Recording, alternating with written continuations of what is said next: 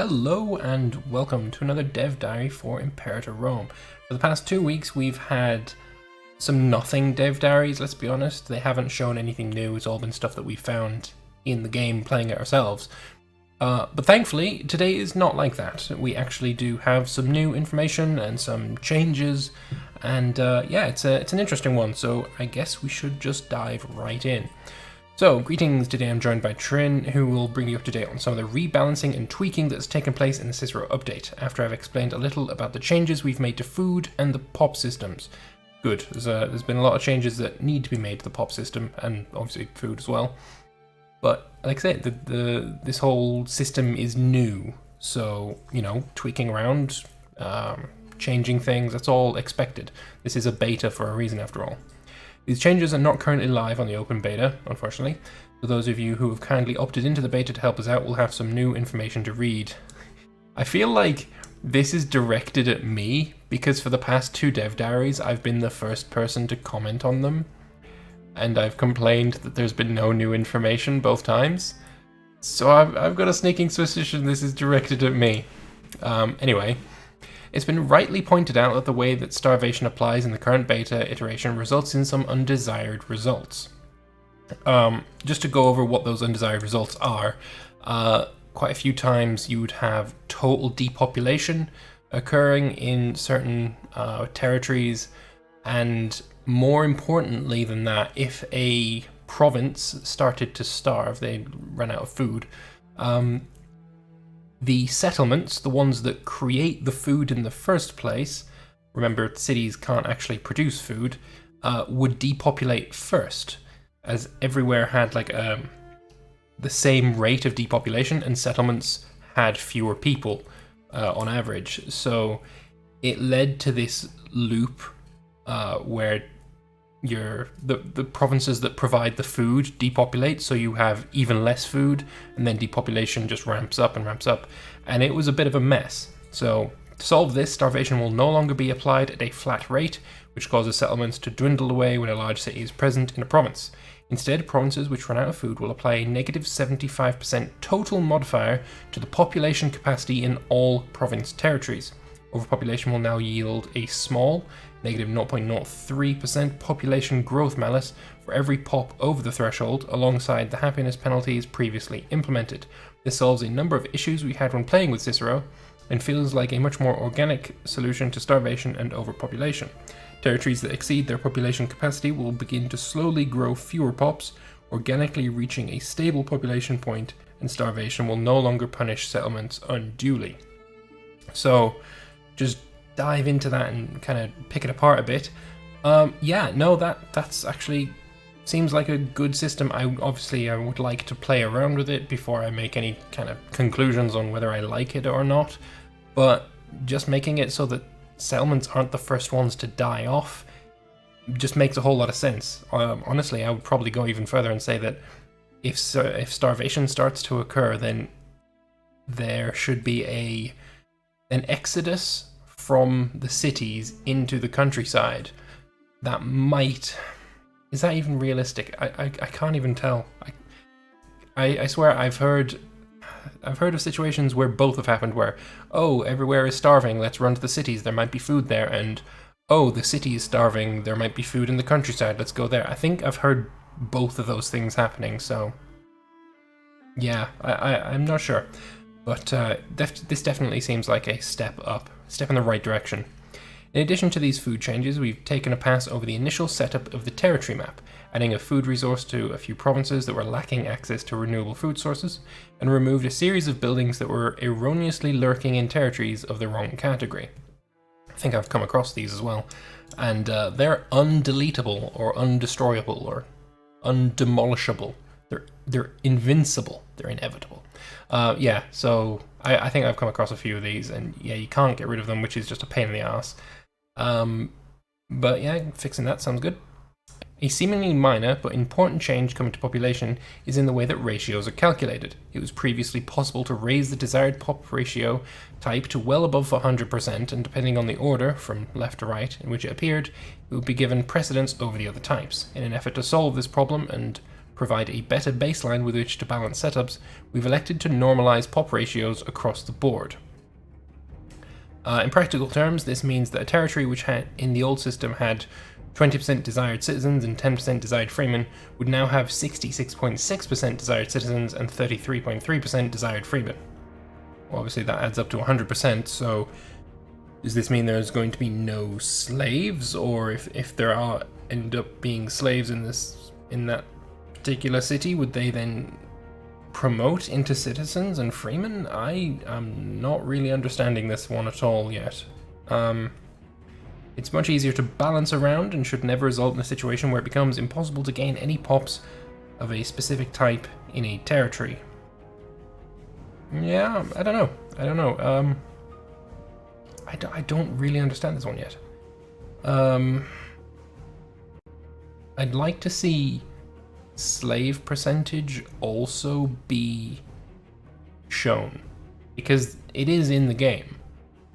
Slave percentage is absolutely in the game. It's just at 0% at the game start, unless you add the Tyrant King, I think it's called, law, which increases it by 10%. So I'm thinking, actually, now I'm looking at this. Right now, with slaves at 0%, as it is right now in the game, and tribesmen, of course, at 0% as well, it's basically saying, for the remaining 100%, let's split it between citizens and freemen. I think if you took that Tyrant King idea or thing, it would probably be something like 60% desired citizens, 30% desired freemen, and 10% desired slaves. And it would just make it so that all of the desired stuff adds up to 100%. I guess that's what it means when he said normalize. Yeah, I think that's how it works. But yeah, I would just like to see slaves have a desired percentage as well. That would be quite nice. Some valuable feedback regarding the cost of founding a city has been given and received, and we changed the cost from a scaled gold cost to a flat gold cost. This seems logical, as the benefit from a city does not scale linearly with national income, as a scaling cost would imply. Good. Perfect, I like that. Now to hand over to Trin to explain some of the balance changes we've made in the Cicero update. Hello and welcome to this second part of today's Dev Diary. Here I will show some of the changes that Cicero brings on the balancing side. One of the greater benefits of an open beta is that we've been able to change things based on the feedback players provide as they try out new features. Some of this you will already be aware of if you've been playing the open beta, some of it will be new even if you have. So, military traditions. Traditions are in many ways the main thing that differentiates countries in various parts of the map, and in some cases they also unlock things that you cannot otherwise make use of. As such, there will likely be many opinions on them and their relative balance. Offense, defense, and discipline. Before we go into this a second, can I just say, what the hell? What the hell is going on with the naming culture, I guess, at Paradox? To start with, let's go right up to the top a second. American date system. Which is filth just all on its own. It's disgusting. But then we come back down here. Offense, spelt wrong, spelt in the American way. Defense, spelt in the English way. They're right next to each other. Make up your mind. Do you want to spell it in the British system, or do you want to be wrong? Just make a choice. Just decision. Decision time. Do it. Anyway, with that little ramble out of the way. Something that's been frequently mentioned by the community is the fact that traditions have not always seen to the full picture when it comes to the use of specific offense, defense, and discipline modifiers. As of the Cicero update, almost all such modifiers from traditions have been changed. Some have increased, others have decreased, and in many cases a discipline bonus has been turned into one for offense or defense. Every time I see this, it's just whatever. Levantine traditions. When traditions were originally conceived, the intention was always that Egypt make use of the Levantine set. This later changed to make the successor kingdoms all use the same Greek tradition set.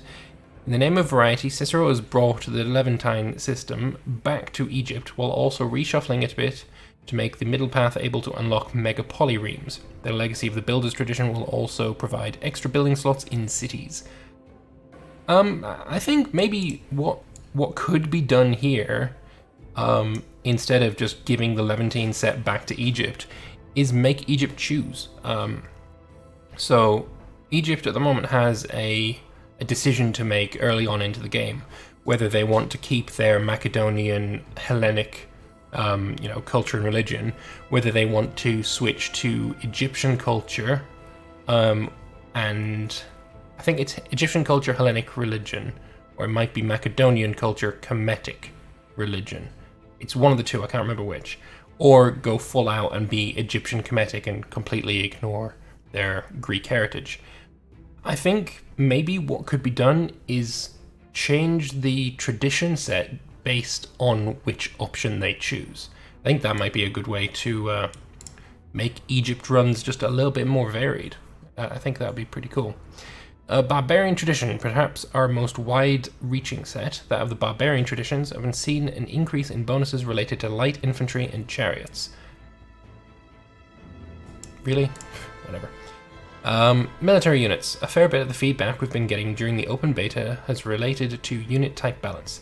In some ways, the new food system has meant that units with higher weight are more valuable now, and to some degree this feedback has just related to general concerns present since 1.1 or before. The reason that units with a higher weight are more valuable is because weight is not as important as it used to be.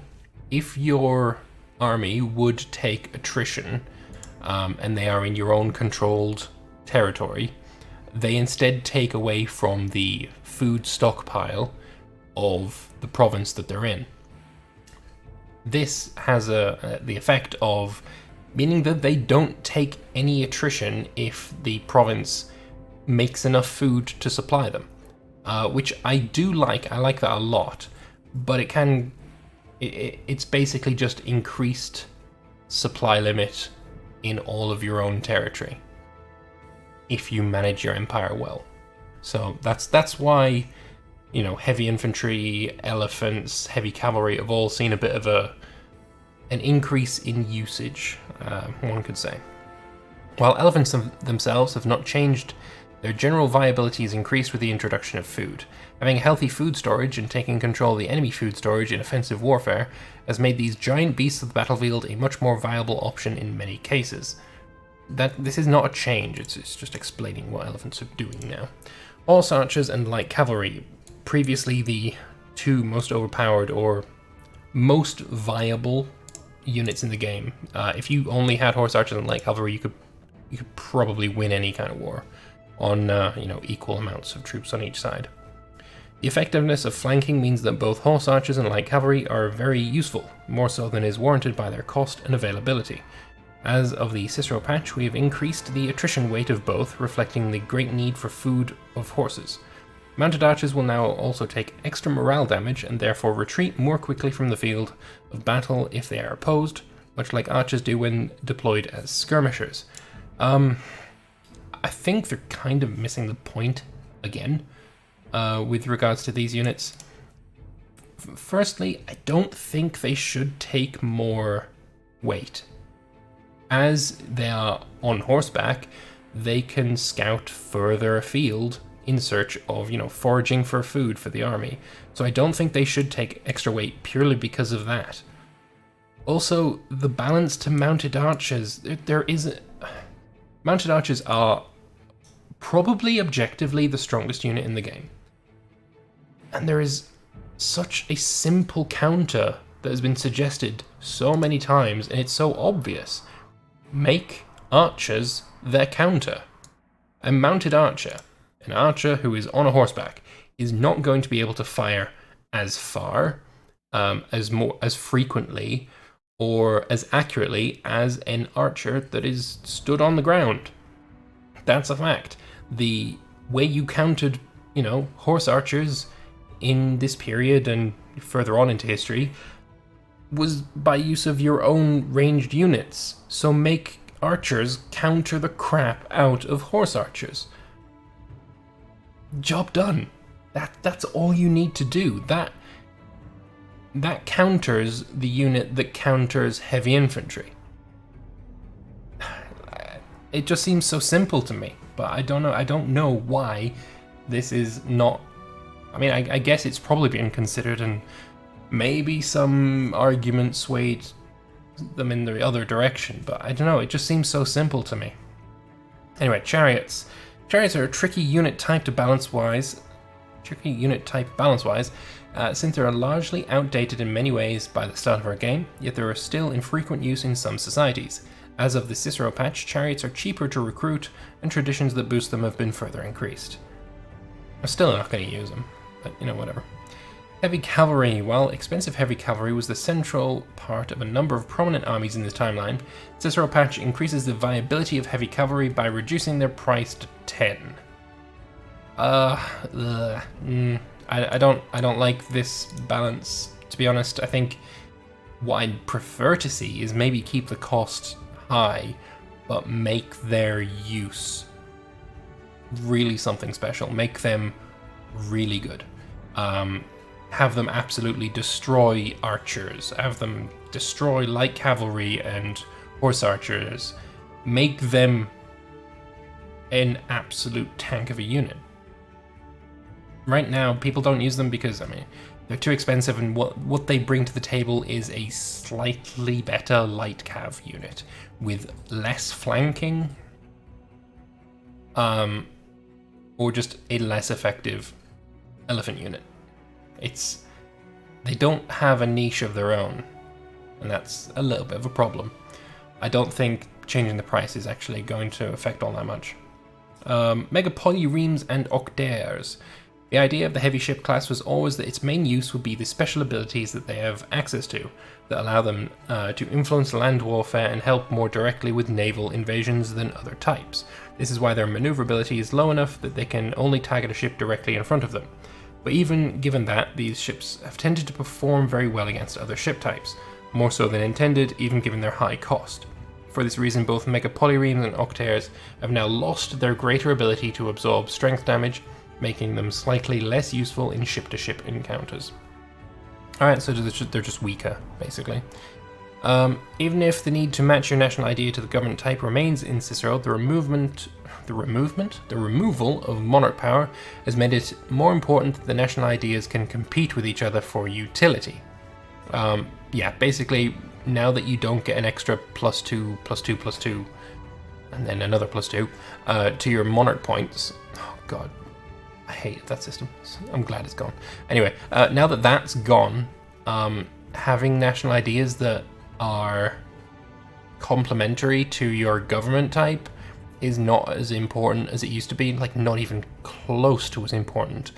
So yeah, having them be a choice rather than this is objectively the best one that I can possibly take is definitely more important. So Central Urban Spices, which is in the Civic Idea set, loyalty gain increased from 3% to 5%, which is 0.03 to 0.05. City planning, per month that is. City planning used to give build slots in cities, and now it gives an increase in population capacity. This is a really nice change, I quite like that one.